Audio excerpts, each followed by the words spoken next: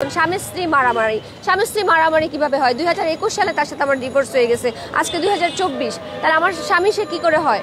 একে যে হত্যা করতে চাইলো সেটা যদি বিচার না হয় তাহলে কি হইলো? আর সবাই বলতেছে, ওরা বলতেছে যে মারা আসামি গুন্ডামি করে বেড়াচ্ছে। এখন পর্যন্ত অনলাইনে সে আমার উল্টাপাল্টা ছবি মানুষকে দিচ্ছে, আমার আত্মীয় স্বজন সোশ্যাল মিডিয়ায় যেভাবে পারতেছে সব জায়গায় দিয়ে আমাকে মানহানি করতেছে। আমার 4 বছরের বাচ্চাটার ভীষণ জ্বর, ওকে বুয়াদেরকে দিয়ে 2টা বুয়া দিয়ে আটকে রেখেছে। ওখানে না বাবা আছে, না হাসান আরিফ আছে, না হাসান আরিফের বউ আছে, শুধু বুয়ারা আমার বাচ্চাটাকে দেখতেছে। এদিকে আমি ধানমন্ডি 12 নম্বর বাসায় আমার বড় মেয়েকে নিয়ে আছি।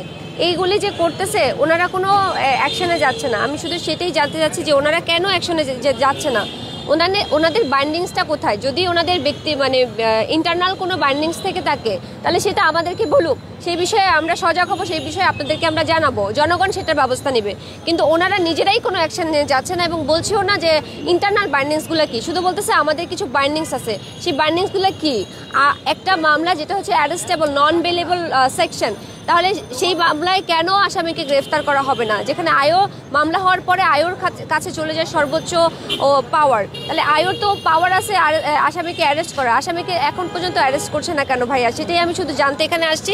কিন্তু তারা সেই হয়রানিমূলক আচরণই আমার সঙ্গে করছে, বলছে আপনি বসেন, ওসি সাহেব আসুক, এসে চা খান, এগুলি বলছে। আমি তো থানাতে চা খেতে আসি নাই, ওনারা আমাকে বসিয়ে সময় নষ্ট করতেছে। আর এদিকে তো হাসান আরিফের প্রচুর প্রভাব, আপনারা জানেন, সে উপদেষ্টা, তারপরে আবার সে একজন লয়ার, আইনের মানুষ। সে তো আমি তো আইনের কিছু বুঝি না, সে তো হচ্ছে ওর অ্যাডভান্স জামিন করাই ফেলবে, অ্যান্টিসিপেটরি বেল নিয়ে ফেলবে হাইকোর্ট থেকে, তারপরে তো আমি আসামিকে ধরতেও পারবো না। তাহলে আমি তাহলে মামলাটাই কেন করলাম? শুধু নথিটা এখানে পড়ে থাকবে বা আমার ঘরে পড়ে থাকবে বা আপনারা 2টা কথা বলবেন, এই পর্যন্ত কি শেষ? এই কারণে কি আমি এফআইআর করেছি? আমি যদি বিচারই না পাই, আসামি যদি গ্রেফতারি না হয়, তাহলে আমি এফআইআরটা করলাম কেন এত কষ্ট করে? আমার নাম হচ্ছে নীলা ইসরাফিল, আমি হচ্ছে উপদেষ্টা হাসান আরিফের পুত্রবধূ ছিলাম। 2021 সালে আমার ডিভোর্স হয়ে গেছে, তো ওনার ছেলেই নামে আমি মামলা করেছি এই থানাতে। আপনারা দেখেছেন যে আমি প্রায় 22-23 ঘন্টা থানার মধ্যে থেকে মামলাটা করতে পেরেছি। ওনারা মামলা নিতে চানই নাই। মামলাটা করার পরে আজকে 2 দিন হয়ে গেল, এখন পর্যন্ত আসামি 2 দিন না 3 দিন হয়ে গেল, আসামিকে এখন পর্যন্ত তারা অ্যারেস্ট করছে না।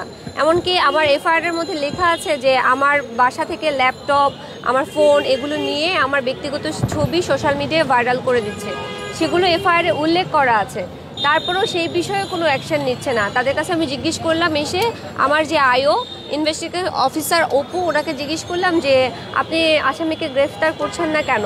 তিনি বলছেন যে দেখেন, আমাদের তো অনেকগুলি ব্যাপার মেনটেন করতে হয়, আজকে আমার এখানে ডিউটি না, আমার সেগুনবাগিচার ডিউটি, আপনি চাইলে আমার লিস্ট চেক করতে পারেন।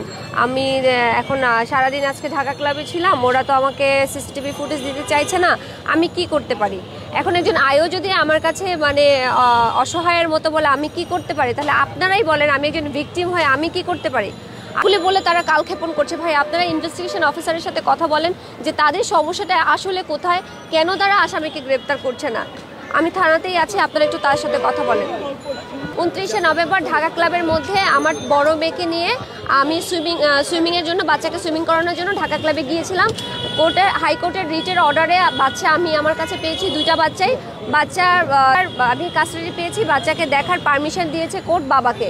তো বাচ্চার সাথে যেহেতু সে দেখা করতে পারে, তো সেই সূত্রে আমরা ঢাকা ক্লাবে যাই বাচ্চাকে সুইমিং করানোর জন্য। কিন্তু সেখানে সে আমাকে খারাপ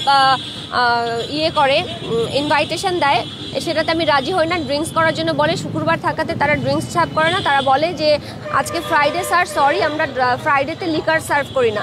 কিন্তু সেইটা আমার উপরে চটে যায় যে আমি কেন আসছি, এই কারণে আমি হচ্ছে কপাল পোড়া, আমি আসাতে ওরা আমার ড্রিঙ্কস সার্ভ করতেছে না, এই ধরনের কথা বলে উত্তেজিত হয়ে যায়। আমি তাড়াতাড়ি বের হতে চাই, আমাকে বের হতে দেয় না, টেবিলে রাখা নাইফ দিয়ে আমাকে খুন করতে নেয়।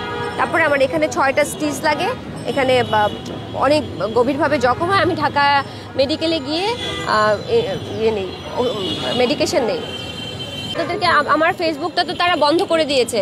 আমার যে ফেসবুক থেকে আমি সমস্ত জিনিস, তাদের যত অপকর্ম সব কিছু কিন্তু এক্সপোজ করেছিলাম, সেই ফেসবুকটা হাসান আরিফ বন্ধ করে দিয়েছে। তার